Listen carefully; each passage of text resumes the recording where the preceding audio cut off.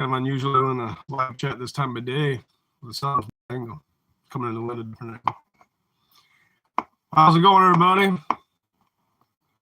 I want to start out by reading straight out of Luke, and it says, "Take heed to yourselves, lest at any time your hearts be overcharged with surfeiting and drunkenness and cares of this life,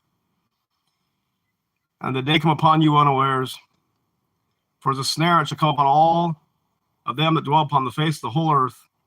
Watch ye therefore, and pray always, that you may be accepted worthy to escape all these things, and you shall come to pass, you shall stand before the Son of Man in the time when to escape all these things, be worthy to stand before him." Sorry, I missed a bit.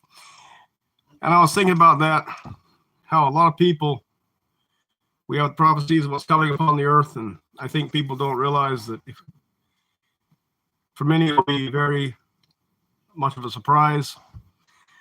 But we know troubled times are coming, and I think it's important as we go through life, keep in mind that we should keep our eyes open and watch. Samal Mill, howdy. How you doing? We try to keep our eyes open and watch and see that we're ready and prepared for troubled times.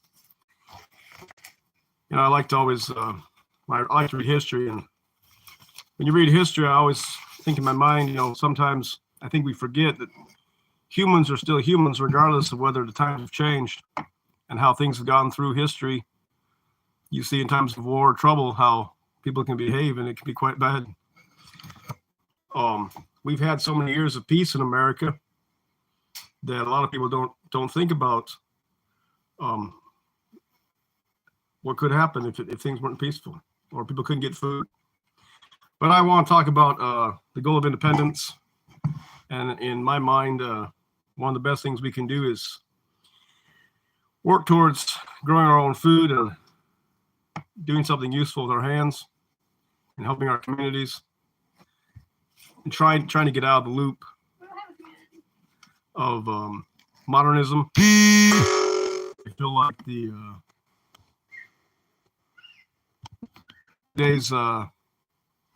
today's focus many times on money.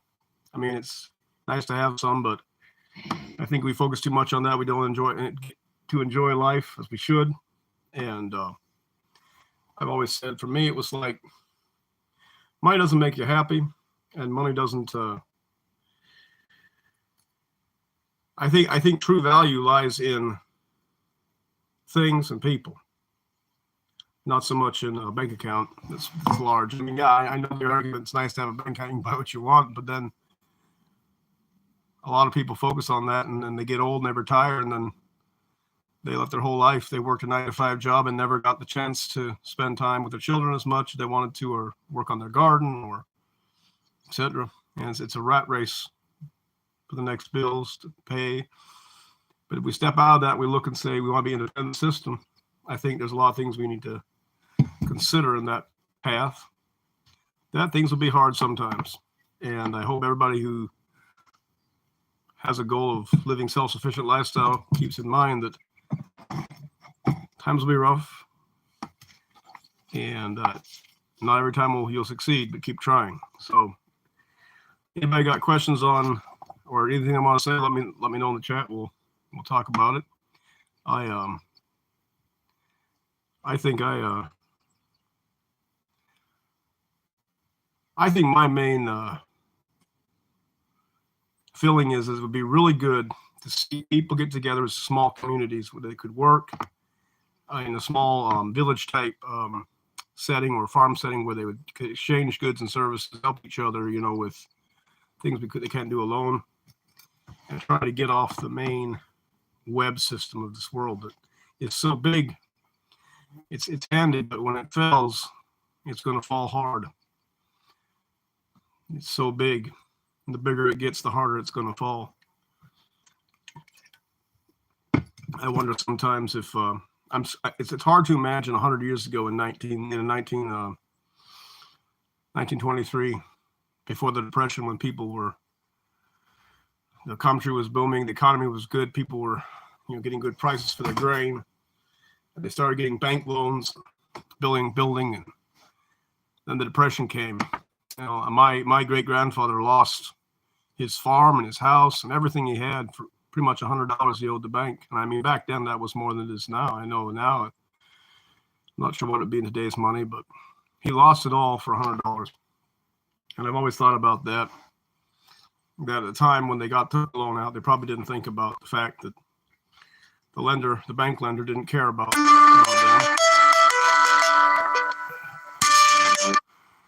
Sorry, guys. Got a phone call I can't answer. I'm on the live stream, so yeah, it's to me, it's like I wish I could see people ready for troubled times. That they can survive, they can have food and a house, that they're able to make it through hardships will be coming on the earth. I mean, we know that people that are weak people make troubled times. Troubled times make stronger people, and strong people make good times. But I think at this point we have so many people who are weak and who don't enjoy working or don't try to work, and maybe don't have their focus on what really matters in life. Because a lot of times I think the things that really matter are oftentimes not looked upon as being important or as honorable, maybe, to some people. Hey, Dix, the water trough's full.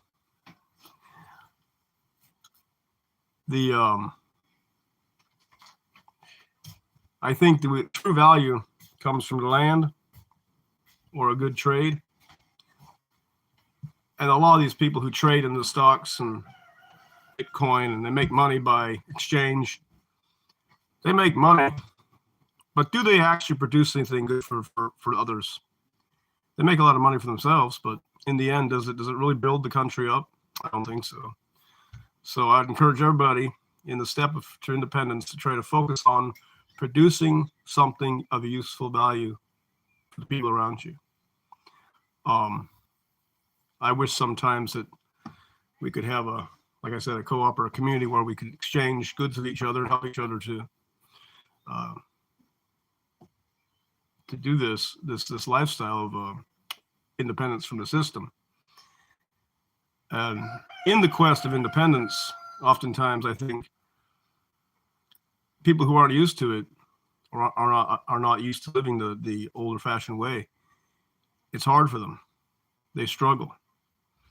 And I've always said that I'm thankful for my parents, for my mother especially, who she has, as a child, had got rid of the television, so we didn't watch TV. And I think that really helped us to not be exposed to all the things that would have distracted us from life. We went outside and we played, and we played in the woods and we found bugs and we grew plants. And that's something that I think is children nowadays, they need more time on the land. And I sure encourage everybody to let your kids get dirty, let them get out in the dirt, let them play and work, teach them to work, to be honest, and do, have chores to do. It's so sad to me to see these children that come sometimes and they don't know anything about farming or how things work. I always laugh when one time I butchered a chicken and some of these kids are watching me butcher it and they don't eat it afterwards. I asked them why, and they said, well, it made them sick to watch chicken getting, hey, Pete, watch chicken getting butchered. And I said, well, that's how you get meat. Oh, if that's the way it is, I'm not sure they want to eat meat. They don't know. So the reality of life sometimes gets hidden in packages in the store. People work a 9-to-5 job. They get the money, they go to the store, they buy their food. It's processed by big corporations and companies. It's in packages. It's easy. But the value of that food is a lot less than if you raise it yourself. If you raise it yourself, you know what it was fed. You know how it was raised. You can have the pride in knowing you produce something. And also, it's more healthy, I think, for the person to eat food that's produced from their own land.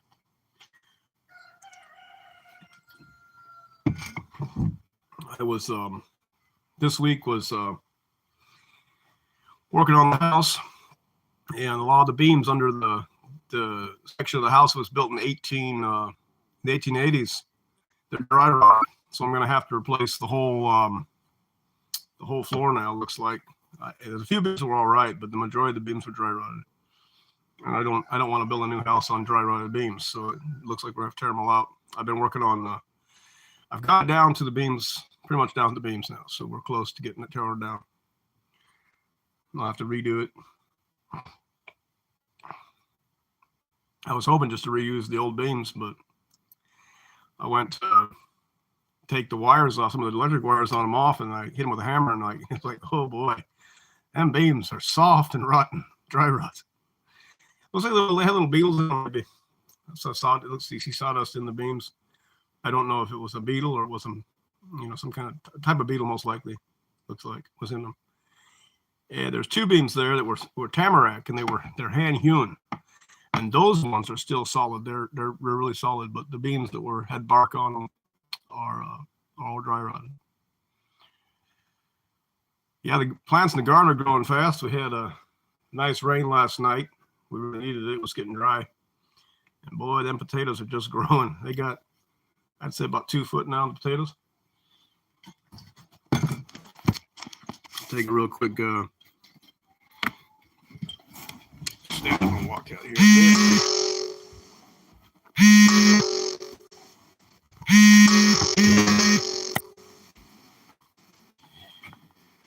Let's see, we turn the camera around here. Yeah, there's the wife hauling water. Well, Madeley, you're all wet. And that's what happens when the Madeley fills water.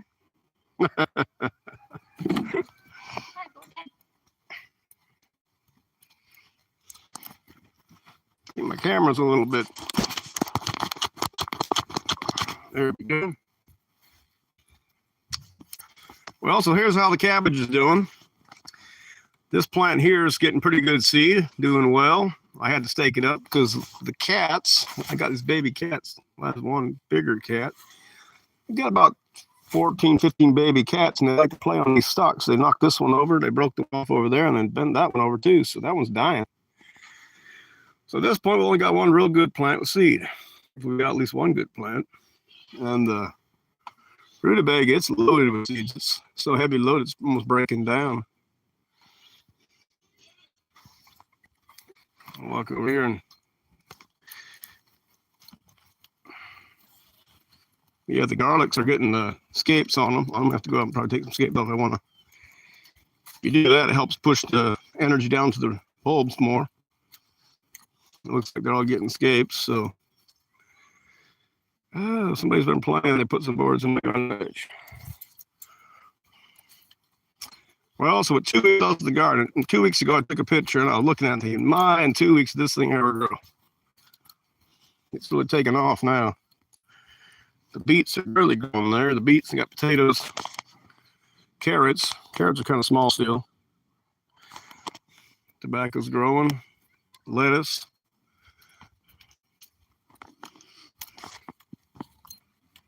The pastures are still pretty low. Hey, David, Johnny! I hear them somewhere. They're probably down eating strawberries. I'd like to go find strawberries out in the field. They're wild strawberries.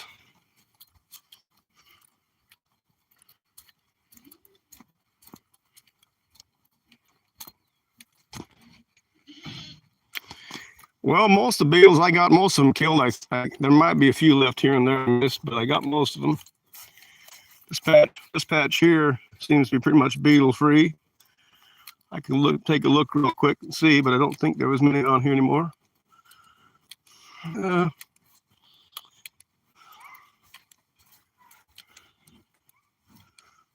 Looks like what I see now, I don't see any beetles.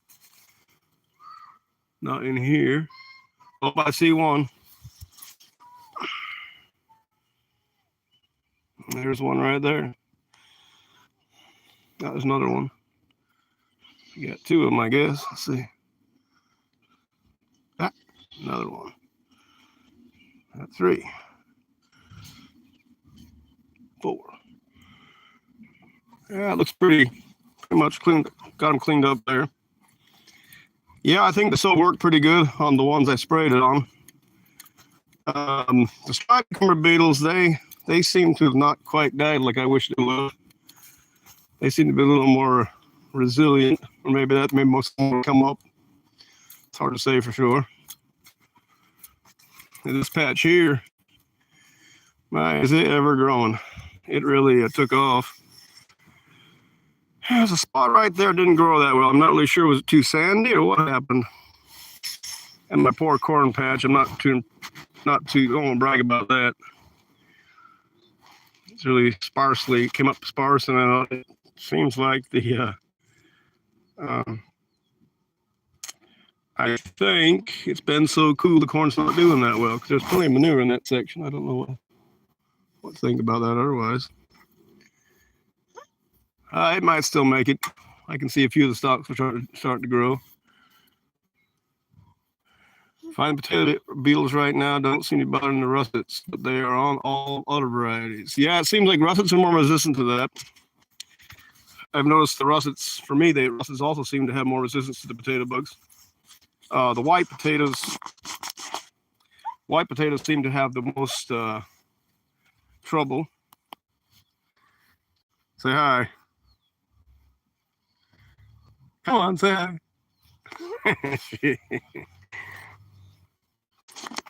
Yeah, the white potatoes overall, they had more bug troubles, it seemed like.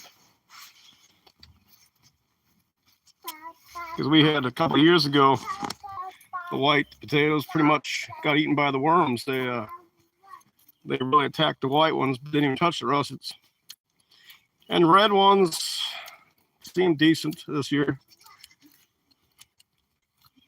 Like I said before, I think it has a lot to do with how much manure was in the soil, because the one potato patch on the other side doesn't have manure. It got lots and lots of beetles. And this one here, I've been doing this, putting manure down, but just taking straw and manure and putting it down like 2, 3, 4 inches here.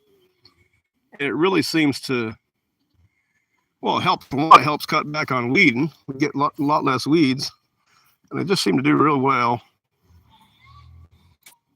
Growing real well with the mulch on them like that. I mean, yeah. All right. Yeah, they said they're picking cherries. I don't know if they're actually picking cherries. They just think they're picking cherries. They probably picking some other kind of berry. We have some trees that got little berries on them. I'm not sure what they are, but they taste all right. They don't have cherry seeds though, so they're probably not cherries. So how else are you guys' gardens growing? About the corn? Like I said, you saw my patch isn't too impressive, but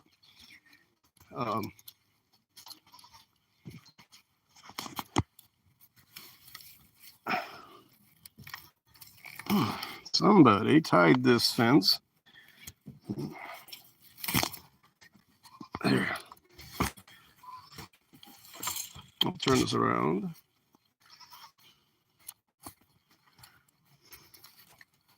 I think I haven't seen any potato bugs on this patch yet. I'm not saying they won't show up, but no whining, John. No whining, come on. Hey, David, not into that, so please. So here's a section where I put mulch on. Hey, David. David, you're on the live stream. Please be quiet. David. So as John is. Sorry, guys. They're having a little boy fight out there, fighting over a wheel. Well, I'm not that close. I can't quite see what they're doing, so we'll hope they'll be all right. These are the oats. Oats seem to be growing well. That yellow patch, I don't know, it's because of water. Didn't do corn this year. Everything's going pretty good, but so much rain, supposed to be 2 inches.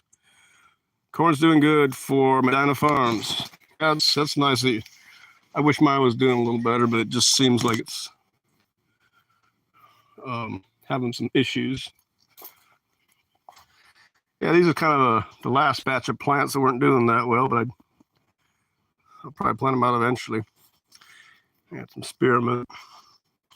That reminds me, if anybody wants some good peppermint, I've got the best type of peppermint here that you can about get. It's called black stem peppermint. It's really, really good. It's a strong flavor. So the tomatoes looks like they're finally starting to take off. Took a while for them to get going, but I think we're getting small ones now. These ones here are Roma's paste. I'm not quite sure which one those are. They seem to be growing quite well. Look at the size of these leaves.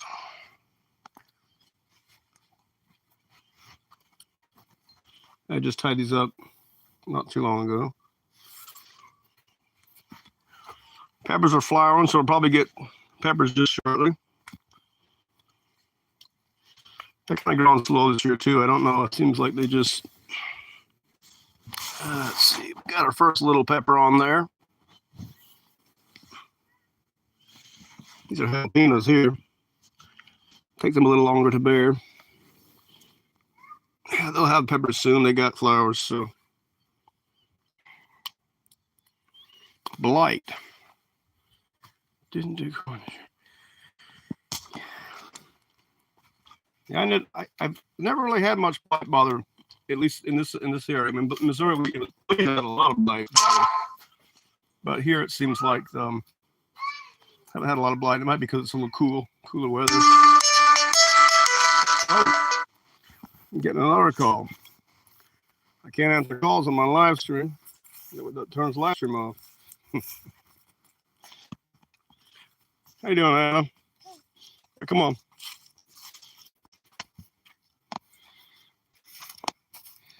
If anybody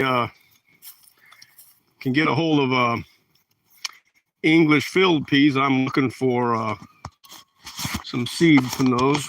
I'd like to try out growing them field peas next year. I think it's too late this year to try to grow them, but I'd like to try to grow flax. I was thinking about how they used to make linen from flax. I don't know much about it. I've never done it before. I like to get a hold of some flax seed from the type they used to make linen out of. I think the plants they grow for seed they sell in the store, that's a little different kind. I believe anyhow. I might be wrong, but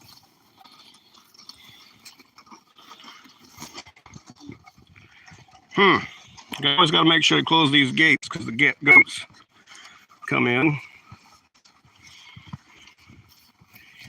Goats just love to be in that garden, You caught this, David?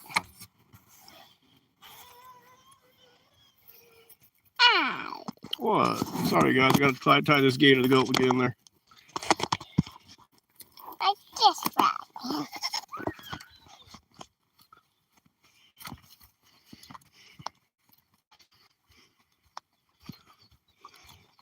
Well, I've been busy on the house the last couple of days. Well, it wasn't yesterday, but the day before that and the day before that.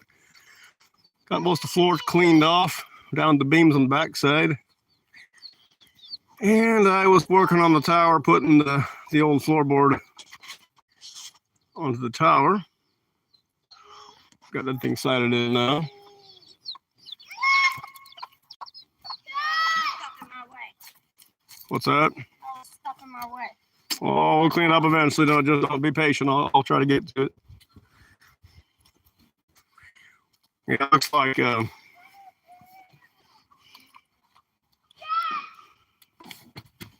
this part was built in 1889, I believe. That beam broke. And this one, that one, and that one are dry rot. And this one seems a little better. That one's all right. But I was looking at these beams. It's kind of sad how it turned out.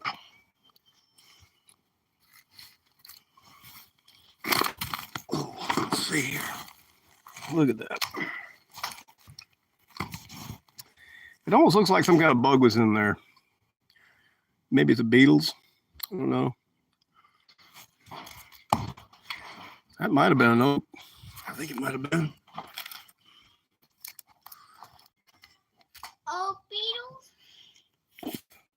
There is. There are maples, not fine. I can tell you that. I'm not quite sure. Yeah, I was hoping to just reuse the floor, but I don't think that's going to be a good idea now. This section here, I'm still debating. I might leave this section, possibly.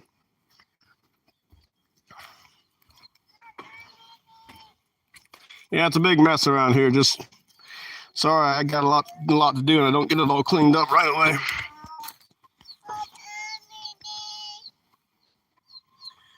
Oh, hey, Brett. Yeah, it's probably a little blurry. Sorry for that.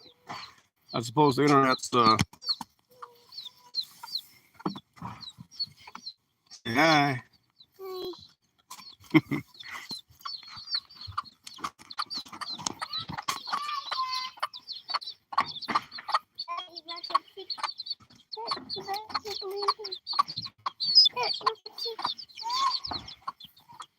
Yeah, the chicks seem to be growing pretty good.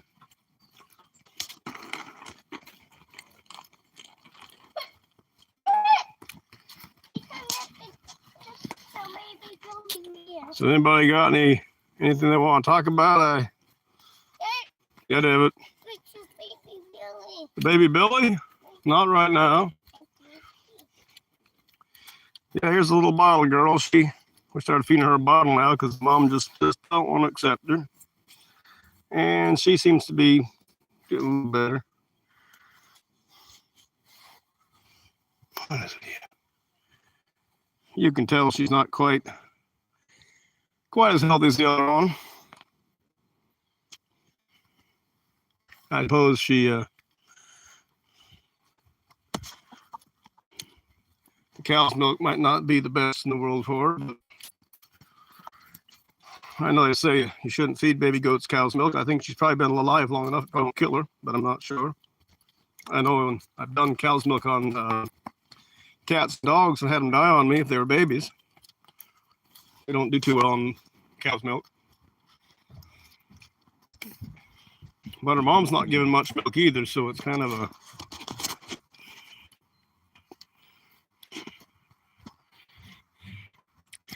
You haven't done much sawing on the sawmill.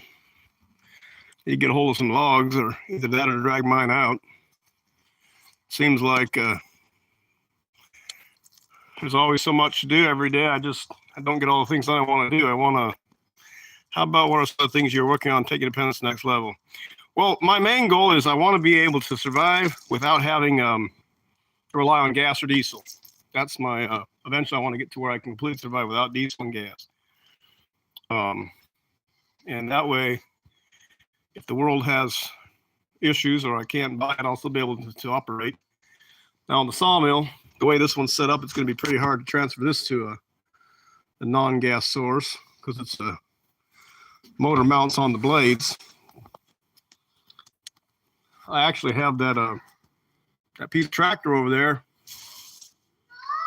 That's a little blurry. I want to use that for a horsepower to build a walk-around unit. That'll be a power unit for hopefully in the future if I need to. I'll have that for a sawmill. I had when I was in Belize, I built two units like that. One with a tractor, one with a Ford truck axle, and it worked pretty good. I could saw my wood that way, and the only thing is, see, how about I've seen set up where the horsepower can provide compressed air run a saw. Yeah, that's possible. I mean, compressed air, you can do a lot with either hydraulic or air, and you can either use the horsepower to do the compressed air or hydraulic system. And most splitting systems I had seen were done with horses or hydraulic. And then a lot of the Amish shops, they used air tools. And I thought about that, but the only thing is I kind of like the idea of a belt drive because I can fix the belt drive tools easier than I can air tools. Air tools a lot of times take a little more specialty parts, where with belt tools I can just, it seems like it's a little simpler to fix a lot of those, the belt driven ones. Now, maybe someone with experience in air tools would say otherwise. I don't have a lot of experience with air tools. But I know a lot of the Amish, they deal heavily in air tools because they're not allowed to use electricity from the power lines. Now, some of them use solar on certain things, but they're not allowed to use electricity in the shops. And so then they use either belt-driven or air-driven tools. Keep the belts with a fix and make your own belts. Should not be able to buy them. And that's one thing I thought about. There was when I was in Ohio, the sawmill I worked at, the owner, he bought these belts that were made of pieces of rubber. They linked together in little pieces of links. They would link that. They could make any size belt they wanted out of it. And I even think you could probably take pieces of other stuff and cut it like leather or strong matting, and you could cut those pieces yourself if you needed them. And they would just interlock. The one side would stick through and turn, and it'd be shaped as a belt. They were really handy because if you needed a certain belt, all you had to do was just adjust your belt, take a link out or two, or add a link or two if you needed something different. But the way I understood, it's pretty expensive to buy those. They were nice to use on different pieces of machinery that were different sizes of pulleys. He used all his machinery. I mean, the edger, the sawmill, and the log cleaner. It was a small log cleaner on top. He had a carbide tip saw he would pull down to clean the logs off before the cut was made to keep stones and dirt from blowing the blade, which is nice to have. I mean, I don't have that, and if you hit something, it ruins your saw blade. I was looking here the other day, this saw blade, and I saw I hit something. Where is it? Yeah. I lost a tooth there. It wasn't that much of a damage. It still worked, but yeah, these blades, they stay pretty good as long as you don't hit any rocks or sand or something. You hit a rock, it really can mess them up, or a nail. One nail will do it too.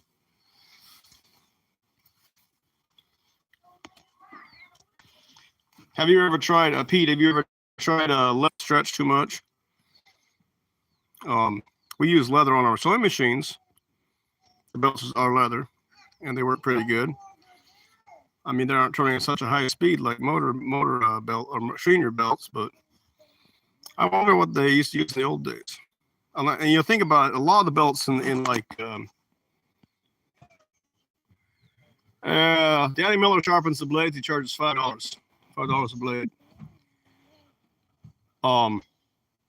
I noticed a lot of the old belts were flat belts. Old dams and water powered mills would be great to set up and running again.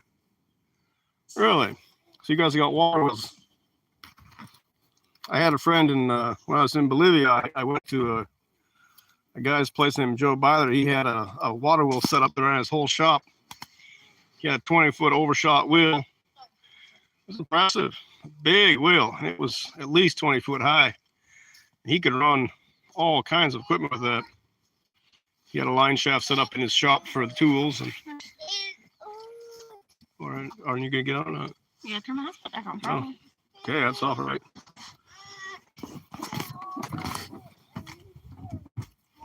Well, it's getting darker tonight pretty quick. I think it's the cloudy out.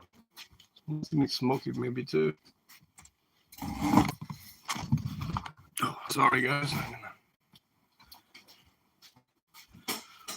Yeah, I used to work on a water-powered sawmill when I was in Scottsville, Kentucky. They had a setup there, and the only thing with the water power, you couldn't speed the mill up any faster than it went full head. It seemed like with horses, the Amish up here use leather belts. Jerome, okay. And so what I saw was interesting is the horses, when you put them in the sawmill and you were getting, it was a real big log and you need a little more power, you could speed them up. But with the head, once you got full head of the water, that's all you could go. You couldn't really speed it past a certain point. I suppose you have to almost have a bigger water wheel than they had. They had I think it was about 10 to 12 foot water wheel. It wasn't as big as some of them, and it didn't have a whole lot of fall either. So their head was limited to the fullness of the dam. So if the water had built up in the pond, they could use it, and if it didn't, they had to use the horses. And that was in Scottsville, Kentucky. I'd worked at that sawmill, and it was a nice setup. They would use, I think it was at least 8 horses, or you could put in 16, double them. Usually they put in 8 horses, 8 draft horses. They could run that. They had I believe it was excavator rear end axle, and they'd set that up for the horses to walk around that. Now, that was they could saw pretty good, actually. And most of the mills I've worked at over the years, they had always been band mills. Like in Belize, all the mills that I had worked at that were horsepower were band mills. But the one in Scottsville was actually a circular mill. They used circular saw. So that takes more power than a band mill. And I think that's possibly why the water wheel wasn't quite as effective on that one, because of the high amount of power needed to turn the blade. If they had used a band saw blade, I think it would have been easier to turn. But they had just a regular old Frick. It was a Frick circular saw.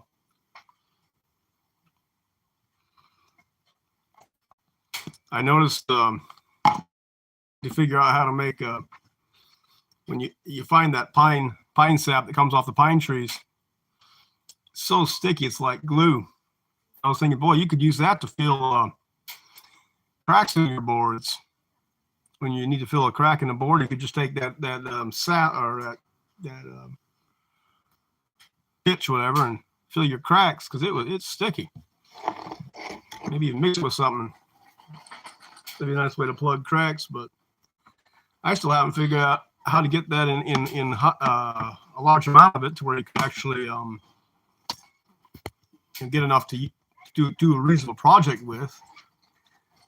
I had read somewhere years ago that they used to cut the trees and tap them similar to a maple tree to get that sap, and then cook it down and make either turpentine or glue out of it. But that's something I've never done. I want to do it in the future, but haven't got to it.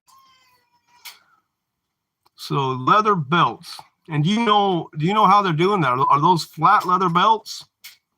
Are they on flat pulleys, or are they V-belt type?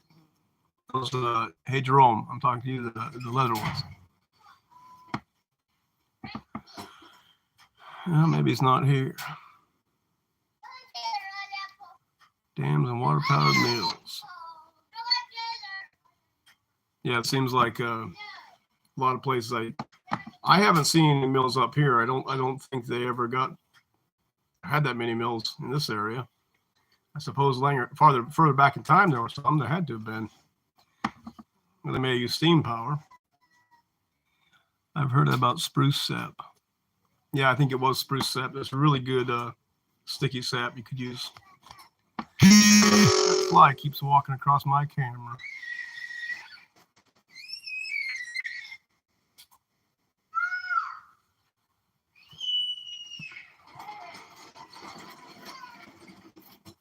Well, someone's having a little bit of a screaming fit. They are flat belts. Okay, so they're flat belts.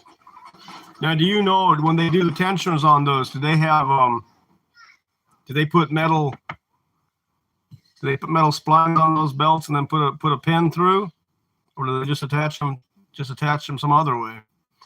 I had I used to work on another sawmill where we had to off and on fix our belts. They weren't leather, but we used belting. Yeah, I think UP was steam, because I don't recall seeing any sawmills run by water up here. Oh, there's plenty of water though. I just don't think they ever built me. Yeah. All right, please be quiet. I'm trying to talk on live stream, okay? Yeah, steam engines. I like steam engines. Never owned one. I've worked with a few when I was with the Amish. There was all the guys I used to help cook molasses. They used a steam engine for it. Oh, my coffee's gone. Yeah, the steam. We got a lot of wood up here, so it'd probably be pretty economical to use steam. If you had the engine, you could just cut all the wood you need. They as many trees are up here, and a lot of the trees up here that die, nobody ever uses them. They just rot. There's so many of them just running away.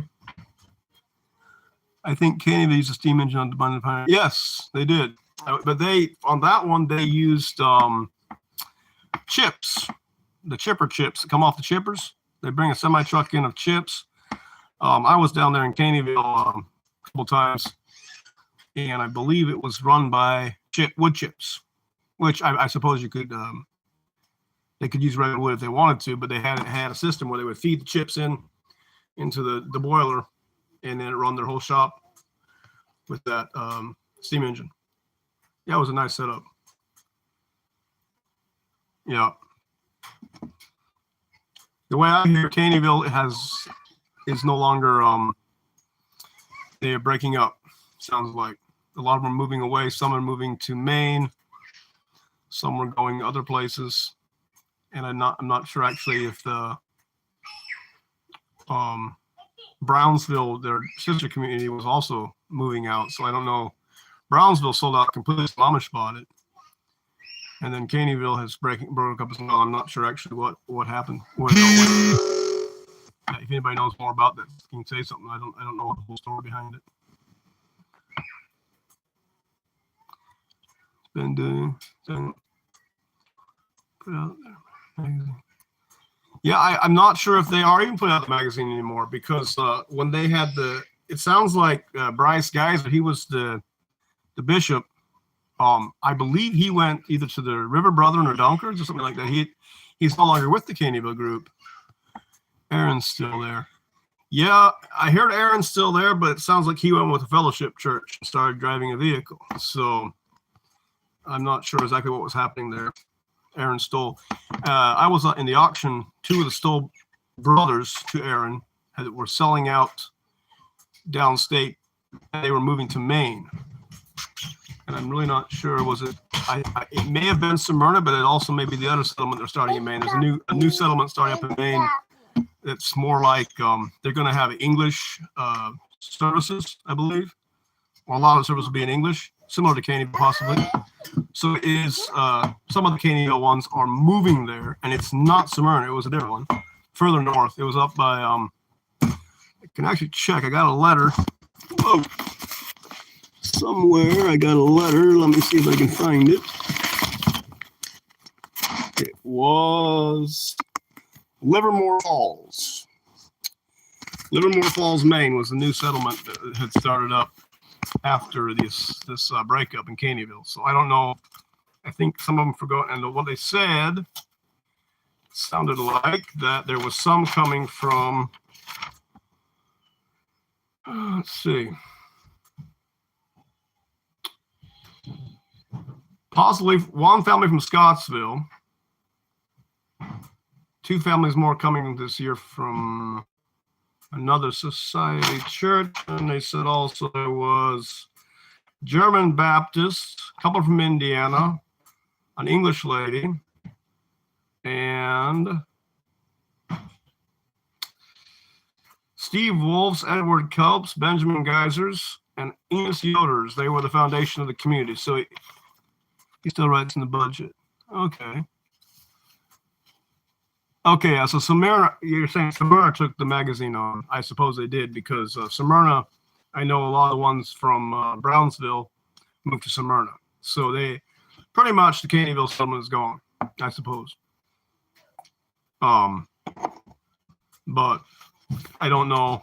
I think this, I don't know for sure, but I suppose that this other settlement in Livermore Falls is also the same, similar group. Yeah, we were up in Maine before we moved here, and the land's cheaper up there. The two places in the U.S. I found was cheap enough you could afford was northern Maine and Upper Peninsula here. Anybody need cats? We got plenty of cats for to give away. Take two, we'll give you a third one free. It's called Vanguard. It's very good. Okay. I don't think I've ever got it. Vanguard. So you're saying the Stoll boys print that that paper, Pete?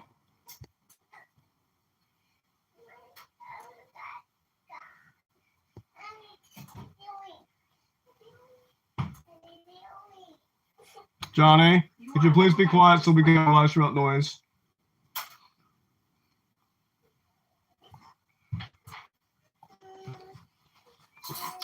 I missed that. Say it again. Oh, I was asking you, is the Vanguard, is that put out by the Stoll boys, Elmo Stoll's sons? Or was it just a Smyrna Man community in general?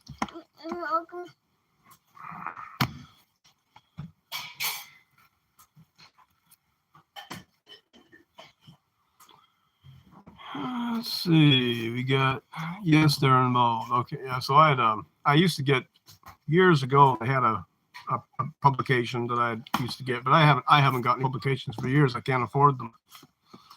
Yeah, money's too low to be buying for buying papers or publications. It's just too expensive.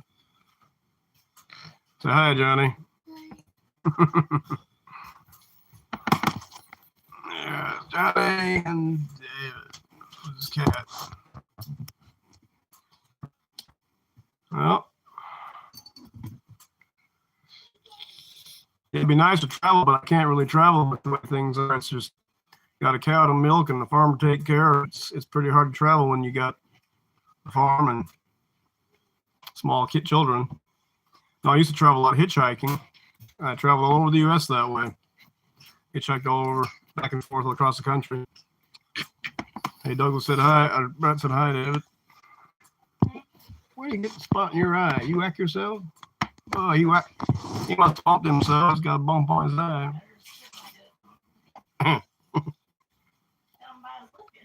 What's that? I didn't hear about that. Oh, the goat, Bang Johnny? Yeah, Johnny got in with the goat the other day and smashed his lip. No, I was feeding the baby. I was holding the mom. He went back up like I told him, and she jerked away from me. I hit him right in the face and made him bite his lip. Now it's all that's a spot there on the inside. That's where it bit it. Mm-hmm.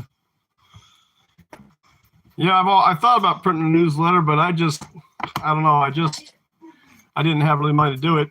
I used to have a couple typewriters, and I used to print tracts and give them out, and then it seemed like my tracts weren't well liked by the Amish, so I just, well, I probably disagreed with them. But, yeah, my typewriters, I lost them in the fire. I have one of them that might still work. I'm not quite sure, but the other one burned completely up. Those old-fashioned types. Hey, Brett said hi, Johnny. Well, our sun's setting. Must be getting darker earlier. Yeah, it's cloudy too. I guess that's part of it. Clouds make it get a little dark. Whoa, whoa. Careful now.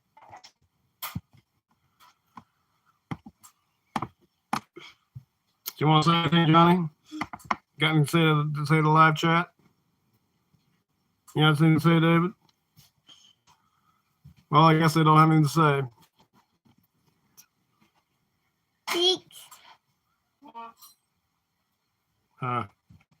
You want her to say something? What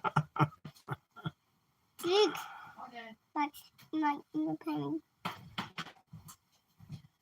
want me to say, David? Well, we're out of coffee again, so he's back to drinking mine. I like Blonde Silk. He usually drinks Colombian or original. Western Hills in New York, the Andy Weaver Group. Okay. Yeah, I went to New York one time, the whole Hewlton area. And boy, I'll tell you, I was surprised how rocky it was up there, all the mosquitoes. Man, you stand by a screen and there were so many mosquitoes, there were hundreds and hundreds of the things. Here, we don't even have screens on the windows. If we had like New York, we'd be eating up right now so bad you couldn't even sit in the porch. It was so bad. I don't know if everywhere in New York's like that, but Hewelton had a mosquito problem. A lot of swamps. But there you're in, Jerome. Is that close to Hewelton, or is it in a different area?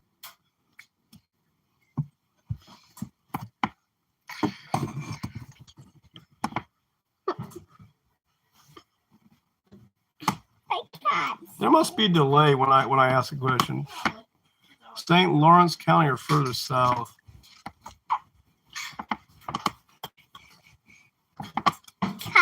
What are you guys doing? You keep moving around a lot. Just south of Buffalo. Oh, okay. That's a little different area than what I was thinking. Yeah, I heard that there's a Mennonite community just east of here over in Canada. I didn't even know about. They're from the Gorey community. They're not that far from here, but to go around the bridge, it'd take about 45 minutes to an hour to get there. And I wish I could just take a boat across on the boat to see them, but I'm not sure what Canadian Border Patrol will do. They caught you on the boat. What are you guys doing?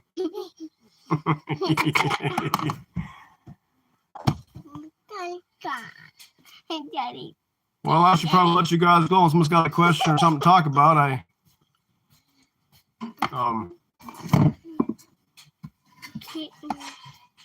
just encourage you all to keep farming, keep trying to raise your food. Yeah, if anybody wants to come visit, I like visitors, so it's always open. We got a pop-up camp for you guys to stay in if you come visit.